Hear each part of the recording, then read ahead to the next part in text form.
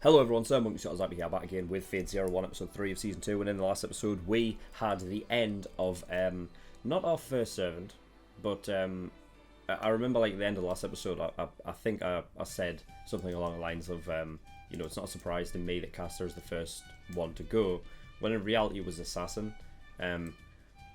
But, you know, I kind of think with the whole Assassin thing, it was kind of planned that way, so Assassin would no longer be around, like that was a whole plan. Whereas with this, it's kind of like the first defeat, really, you know? So, whatever. Either way, he's gone. So yeah, we had a whole fight with Gilgamesh and the Berserker. We also had Kariya, who was confronted by Tokiomi, and Kiriya was there as well. And he got set on fire. And then Kiriya was doing something. I don't know if he was healing him or what. I honestly, I don't know. I think he was. But that still remains to be seen. So hopefully we'll get some information on what happened there. And yeah, we've got to have a look at Saber's Excalibur, which was cool. But yeah, I think that's also we're just going to get into episode 3. See what we'll get. So without further ado, let's go.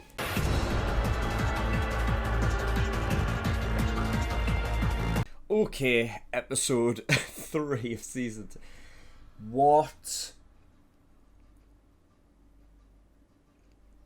That was a nutty episode. That was nuts. Fuck. So much stuff happened. Right. Okay. I'm gonna have to just start at the beginning because I don't know where else to start. Kenneth meets with the Mediator, right? Basically, for a request regarding the bounty and that was related to killing Caster, right, or taking care of Caster. Whoever basically took care of him got command spells, and basically what he did was,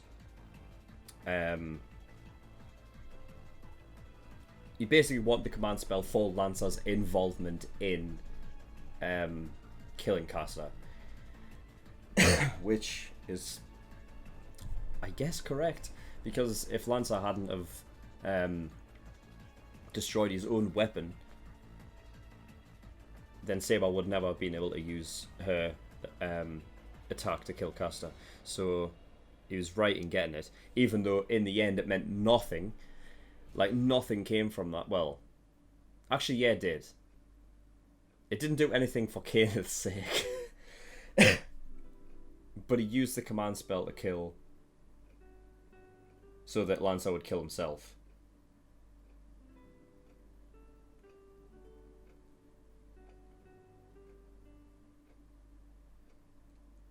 But he had Maya. Like, I figured it out straight away. Like, I knew, like, well, yeah, it's a spell that basically means Emia can't kill him. But it doesn't stop anyone else from doing it.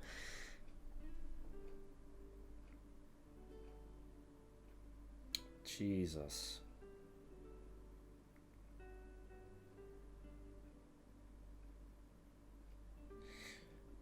So they must have... Emia and Maya, they must have been aware that Kenneth went to get a command spell. They must have been aware of that then, right? Because what would they have done if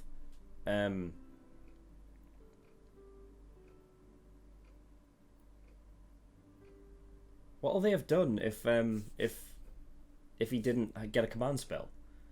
Because they're already cut off Soul out of his hand, right? And not only that, but Maya actually shot the crest, the symbol, which I'm interested to know if that actually affects it or not. Like if physical damage to the crest itself actually fucks it up or not. I don't know. I'm guessing it does, because otherwise I don't see why she would have done that. Fuck, this episode was nuts. And then we had Anyway, we had a little a scene in between that was kind of like separate from the rest of what was going on, which was Kiriya basically saving Kariya's life. Thank God, Kiriya's gone up in my list. Appreciated, definitely appreciated. And he's basically betraying Tokiomi in a roundabout way. He's not going to do it himself. He saved Kariya's life so that Kariya can take care of him. I don't know if that'll end up being the case. I mean, either way, I want Kariya to come out over on Tokiomi. Absolutely want that to happen. Fuck. So, yeah, Kenneth killed the Mediator so that the extra spells wouldn't be given out. So that no one else can get extra... Like, fuck, that's just... It's so, like... There was a lot of, like, just straight up, like, shock. Like, I would never have seen that coming. The one thing I did see coming was...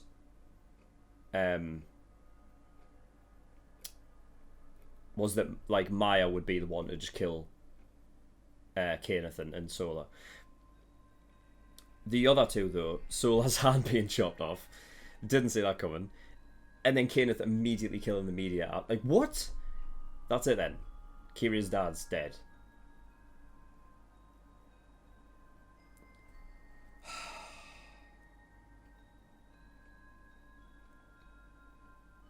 Yeah, so Seiba and Iri didn't know about what happened with Sola, which was, you know, obvious given the fact that, well, later on in the episode, they clearly had no idea.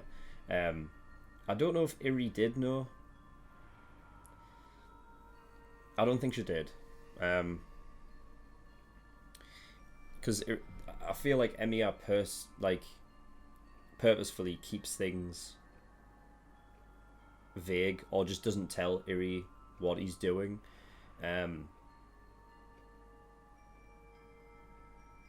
For a multitude of different reasons. I think, you know, mainly I think it's so that, you know, he doesn't burden her with that knowledge.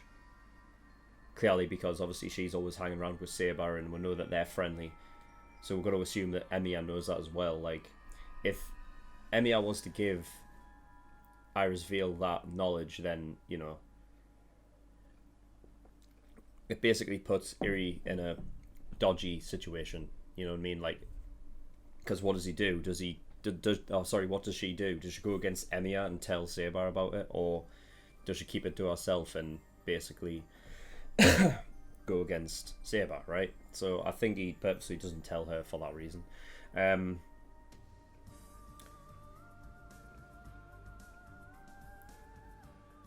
just sucks because throughout the whole fucking show, there's been this thing of like them two just wanting to have a fair fight. You know what I mean? And that's the way it goes. I liked how Seiba wouldn't use her left.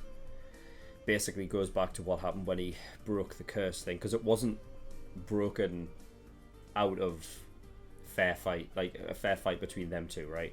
He broke it for a completely different reason. So obviously she's thinking like, oh well, you know, I have no right to use the left, like, you know, this left hand, you know, the only way I would get to use it is if I destroyed it myself, but she didn't, so I like that.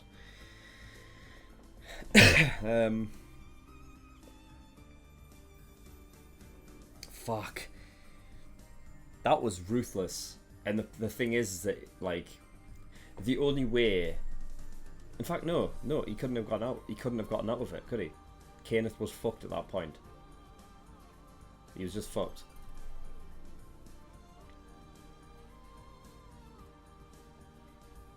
I was going to say, because even if he went selfish and let Sola be killed, then Emiya would just kill Kenneth, right? Because he got no magical circuits. He can't, like, shield himself, can he? Can't use magic to shield himself. So Emiya would have just turned the gun on him. Emiya basically played the perfect fucking... It's the perfect plan. He couldn't have gotten out of that. Which is like... To me, it's such a... it's such a weird feeling because on one hand I'm like, oh, it's fucking Kenneth, fuck him, he deserves it. But on the other hand, just seeing somebody like be so done in that way, like, you know, be tricked that badly. I think what makes it worse as well is the fact that, like, even though Kenneth is a dick, and of course he is, like, the fact that he actually had feelings for Sola, and that wasn't reciprocated. You know what I mean? He actually, seemingly in that, like, interaction, he gave up, like, basically everything that he wanted so that Sola wouldn't die.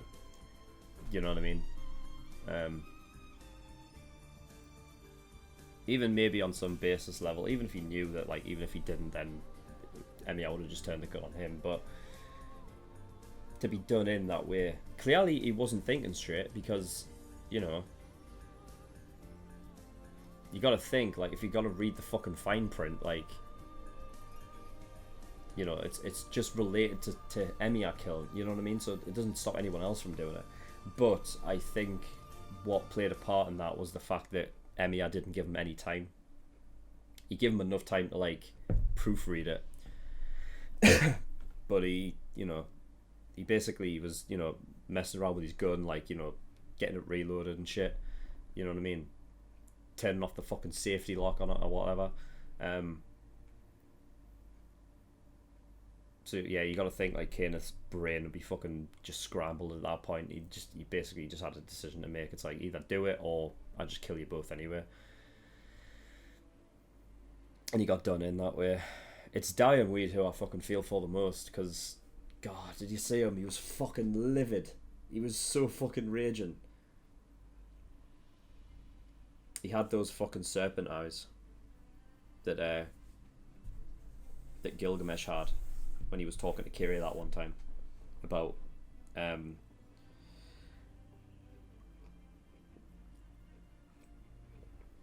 betraying Tokiomi, right? When he had that conversation with him.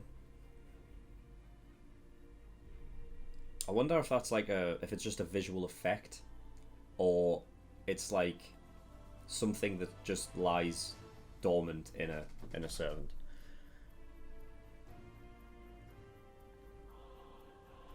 I don't know. I think it might be just for visual effect, because it definitely fucking, like, that was, it just sucks, because he never got to have that chance, did he? Every time they fought, there was always some interference.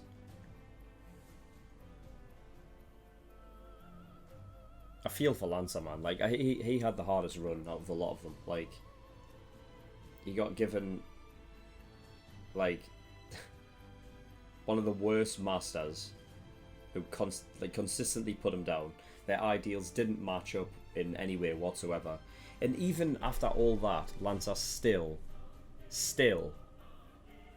chose to follow him absolutely. Like, even going so far as to, like,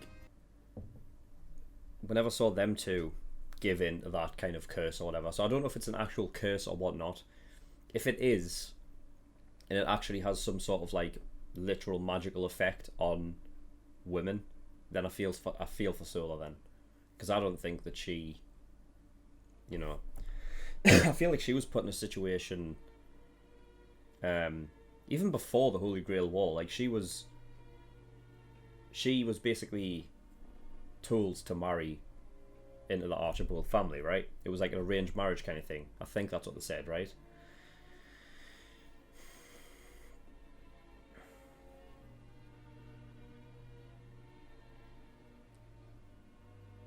Yeah, I don't know. Very mixed feelings. It is tough because it is, like, obviously Kenneth, who's very much like a dick and one of the, you know. But fuck, he's been through a lot, you know.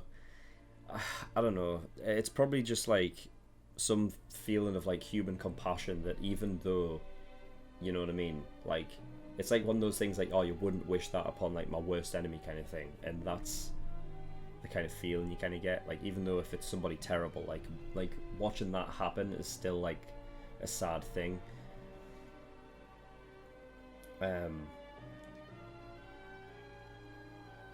yeah, Emmy as ruthless, man.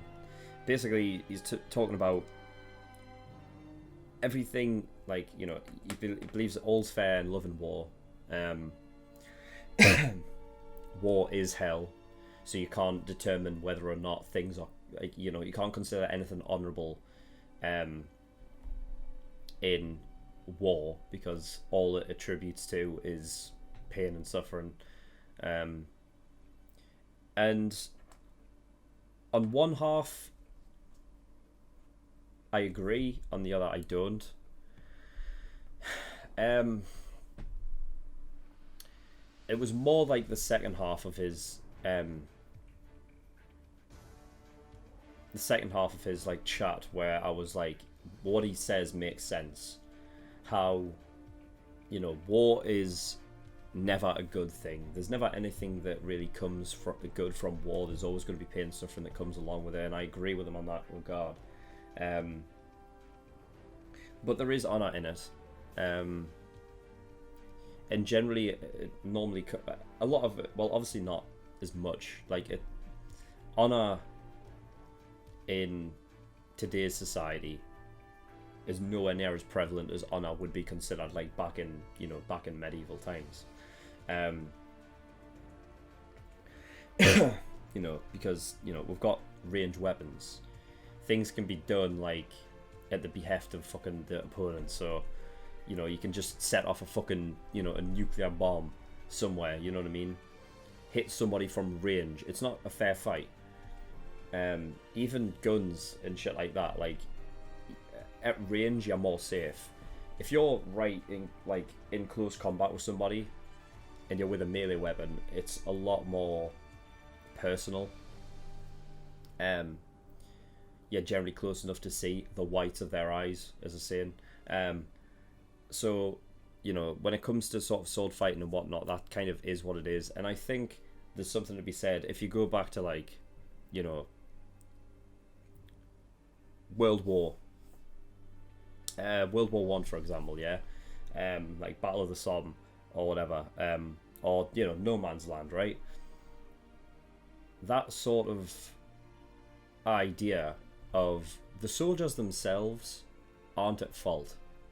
You know, there's that famous story about, like, the English and the Germans at Christmas stopped fighting to play football, right? Or soccer for you Americans. And, you know, it just goes to show that, you know, they didn't want to be fighting each other. At ground level, the soldiers, people who are actually fighting, didn't want to fight. You might have had some who maybe actually did want to, and maybe, like, you know, you had Germans that didn't like the English, and English that truly didn't like the Germans, so maybe they fought out of hatred of that as well. But generally, more often than not, you know, soldiers back in those days were literally picked.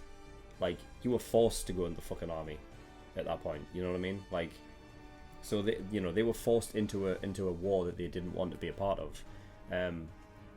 The fault lied with, you know, the like the higher ups. Obviously more on the fucking German side, but, you know, like, there is honor in that, you know what I mean? Just fighting for your country and whatnot, knowing that even though your enemy isn't an enemy personally, but of, like, the greater sort of setting, he's your enemy, you know what I mean? And I think, like, on some level in fights, and it was more like apparent back in, like, medieval times,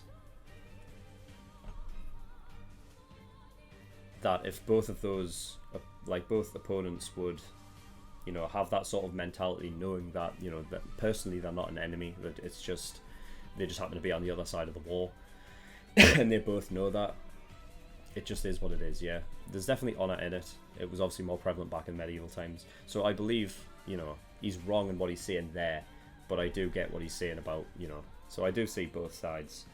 Either way, Emiya's ruthless, man. Fuck. Apparently he has a hatred for heroes, which we've never heard before. And Saber basically pointed out that at some point in his childhood, Emiya wanted to be a hero. So at some point his mentality's changed. I'm guessing it's got to have something to do with his family, right? Like, maybe by him trying to be a hero caused his family grief in some way. Or he has seen firsthand him trying to be a hero, maybe causing grief to his enemies, and that's how he sees it. I don't know. We'll have to wait and see. I'm sure we'll get into that at some point. I said he was like Lelouch, though. He is. Like, everything that he's saying is exactly like Lelouch. All's fair in love and war, right? He used a lot of people for, obviously, his own gains. The end goal was to save the world, right?